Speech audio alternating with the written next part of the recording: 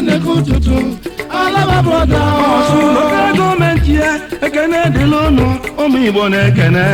ekututu azụmana kaidebe ne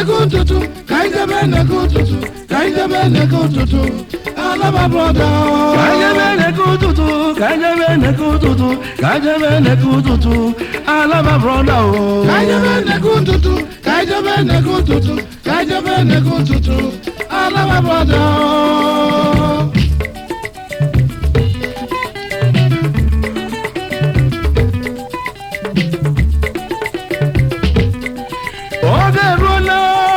oge erugo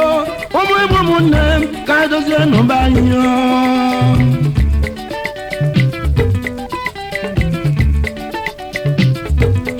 ọ na-adị mma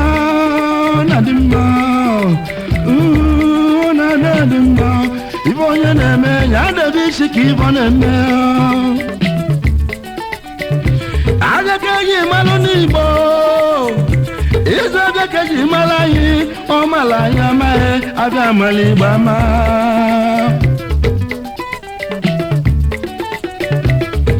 ije sie n'ụjọ sie na ibe dị ka bụ onye mmebe amụrụ onye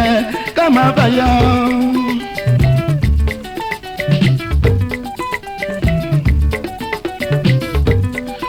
ọsọ chụba nwata ọgbanaba ikwu nne ya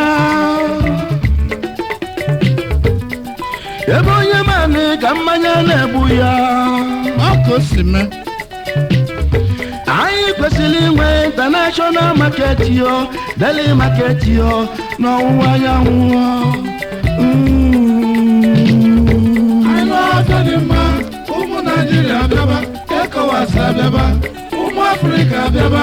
bịaba njide anyị o bịazụla anyị abịa abụsịgba ike ọmụlakọ uche ndị anọ okwu baa n'izu achụkpọnye ọbịa n'ilo ebe isi bi ụwa bụ n'ọwụwa anyanwụ mbịalụmbịala na-agba eze n'obodo onye ọzọ n'eziokwu unu na-anụkwa ibe na-ekwu anyị na-anụ de ekwukwu okwu ị na-azazi kụlụ nọ mana akụkọ dị n'ụzọ n'obodo onye ọzọ ị na-azazi kụlụ nọ ma akụkọ ịtọlụ n'ezie ọ dịkwa m egwu egwu arụrụ n'oge egwu na ọghọlụ nkọ abandon property anabagharuo eme ngwa ngwa n'elu ụwa emeghala ọdachi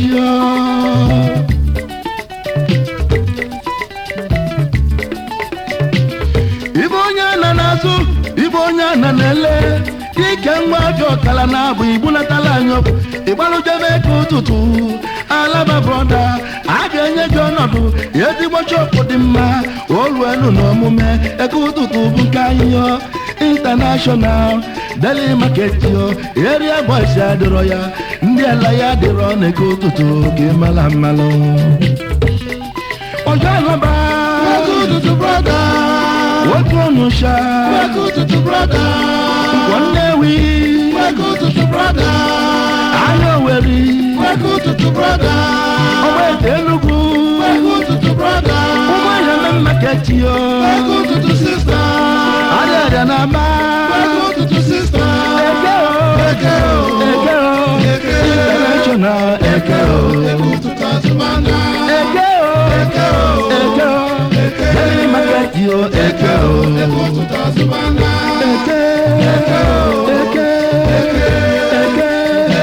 ụtụtụ azụmana international daily market yo ndị ala ya adịrọ ya area boys ya adịrọ ya international eke ụtụtụ azụmana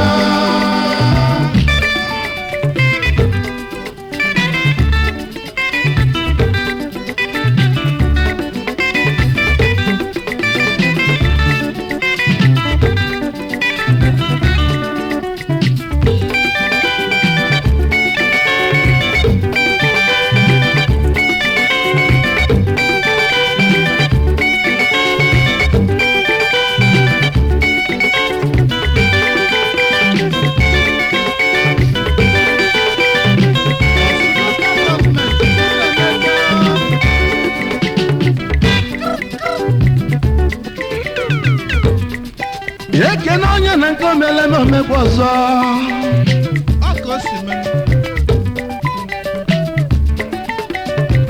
ekene adịlị gọvanọ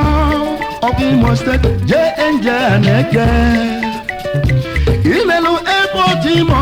ọ bụrụ nọmba 1 imelu abịa eke ụtụtụ ọ bụrụ nọmba 1 Ọsụ lokal gọọmenti ya ụmụ Igbo na-ekene gị na ndị kabinet gị yo eke ụtụtụ abụrụgo international market yo daily market yo Alaba brother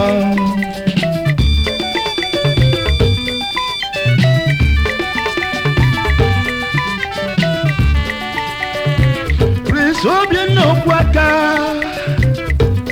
chairman Ọsụ local government aka ji eke ụtụtụ aka na-alụ eke ụtụtụ ibidoro n'isi lụma bịa eke ụtụtụ alụba imele eke ụtụtụ ọbụla international market ọka aka chairman Prince Obianna Okwuaka o bughere ụzọ sụ aka melụ ka eke ụtụtụ zụba ebe ọ bụ niile je n'ụmụ Igbo kwee n'azụ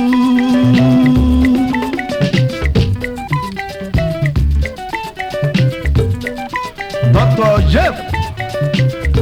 Chize Ojinika Deputy Chairman Ọsụ Local Government Area Ebu Secretary Ekoto to International Market Trust Fund Ezinwa Chief Mike Ozomebigi Ezikenna Maka Supervisory Councillor for Works and Transport Sovio Ike Gregory Zunwanne Supervisory Councillor for Agric Natural Resources Chief Simeon Umekane Onowu Supervisory Councillor for Education Information Youth and Sports Mr. C.O. Ibechozo Ebu Secretary Head of Personnel Management Ọsụ Local Government Area Mr. O.O. Ọnụaha Ebu Treasurer Ọsụ Local Government Area Oliver di Gogwene Kanono Nine His Royal Highness S.W.O. Igwe Ozuome one of Amaruru His Royal Highness S.G.O. Okwuaka Igwe second of Wasa Ugrelem Former Consul General of Nigeria New York City in America Ebu member Imo State Council of Ndieze His Royal Highness Eze D.N. Ilanya Eze Purukwe second of Eziawa His Royal Highness Eze L.O. Akuneziri Eze the one of Itanansa His Royal Highness Eze E.N.C. Ezane Eze Oposi Hitupa Former member Imo State Council of Ndieze His Royal Highness Eze Cosmas Egole Eze Oduku of Umuwakabia Former Finance Commissioner Imo State Let His Royal Highness Eze Julius Odinkemelo Eze Nwabianele of Awidemmili Let His Royal Highness Eze Dennis Elugu Ebo and second of Ebenator Shibio Mbecheta Ekweme Traditional Prime Minister Oposi Ichokwa, Vice Chairman Osu Local Government Area, Chief Popo Keke, former Administrator of Osu Local Government Area, Chief Val Omba Mara, former Executive Chairman Osu Local Government Area, Ezinwa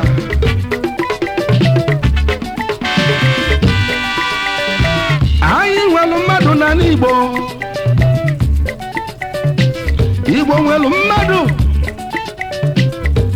ndị Chukwu nyere mmụta na amamife Brother Tolo ka Nigeria dị mma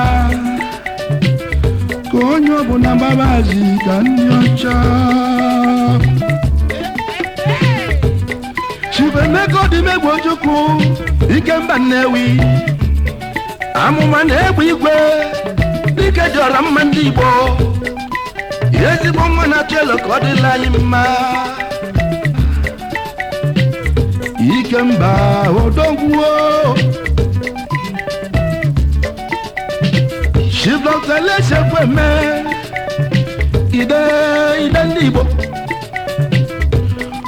former Vice President Federal Republic of Nigeria ide onye ọma jisi ike na anyị ikwu n'azụ Chibu Sam ọnụ n'aka Mbakwe former Governor of Imo State ezigbo nwa Chukwu nyelu ndị Igbo n'Igbo Odogwu onye ọma kwuba okwu ụjọ tụna gị na anyị ikwu n'azụ nwoke dị mma Chief Ebituka Iwe Ochiagha Chimba of Abriba former Chief of General Staff Federal Republic of Nigeria onye ọma eji eje mba n'Igbo Odogwu Ochiagha Chimba ndị aji ibili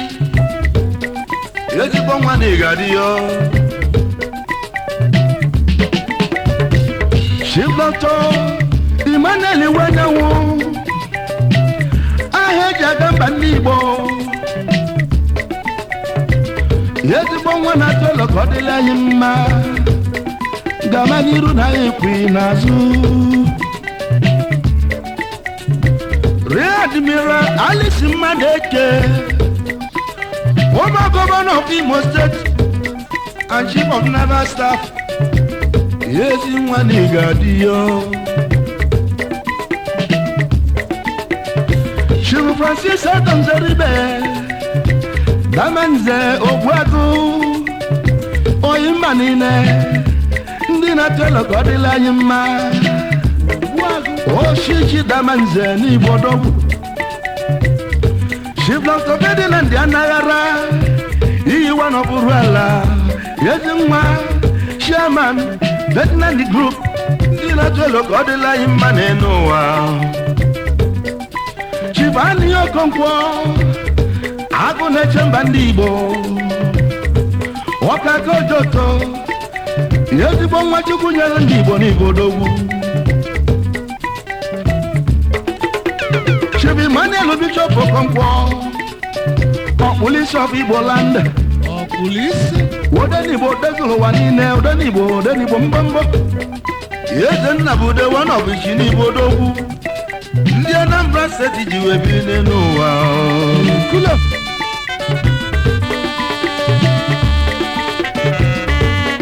obi eruenu ụmụ Nigeria oruenu n'omume It's time for action ogini ka na-eche oruenu n'omume onye ọbụla tinye aka ka anyị dozie obodo anyị ụmụ Nigeria oruenu n'omume Chief Dr. Douglas Acholonu Ugochinyere Folo former Deputy Governor of Imo State Ezinwa Chief Ezoma Edwin Ezike onye ọma dị ụkọ Chief Rochas Okorosha Ezinwa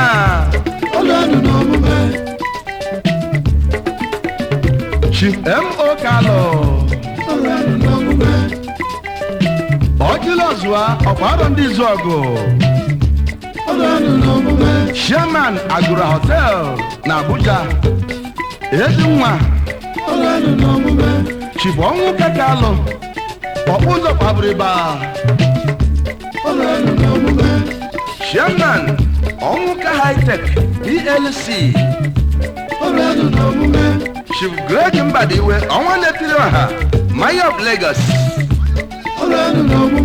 Chief Emasi Oba Ogbehi Shinewubeze Emashiti Group Chief Ema Adiele Chairman Hallmark Bank Limited Chief Wale Molara Omeroha of Igbo Land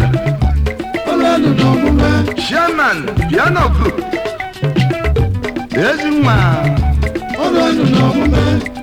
Chief Gabe Onyema Nnamaka Chief Dr. Chris Obonneonu First Executive Governor Abia State Ishie Augustine Dike Aneriako Chief John Odimegbu Chairman John Megus Associates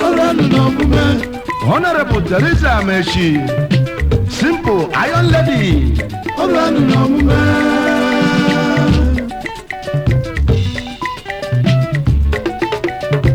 Abia the man alone way ya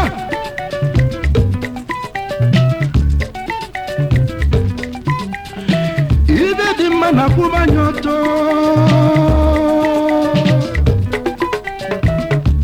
Chief Eyo Nyekiako Obonyamba President Awiden Mili Development Union Chairman Edenta Pharmacy Limited Chief Rufus Obi Odo Karome Chairman Obi Farms Chemist Limited Honorable Sir Justice IIE Nodum Chairman Ekototo International Market Trust Fund Committee Chief AJ Okushi KSJ Nzedide Chairman Christian Park Hotel Limited Amlock Nigeria Limited Chief Charles Odinukwe Okemi one of our Chief Azuka Lagu Omibu Kwabiseke Oreno no mume Chief Marshal Nnakwe Oreno no mume Akokari of Bibi Ochase Odani Bob Igbo Land Oreno no mume Chairman Marcel Farm Industries Limited Oreno no mume Chief Dr. Nicholas Onwumere Uju one of our mama Chairman Ben Group Chief Malaki Wapu Ejedi Orama Chairman Mawatek Group Ezibonwa Chief Michael Keke Agebushonwa Chairman Mike That Group Onyomanegade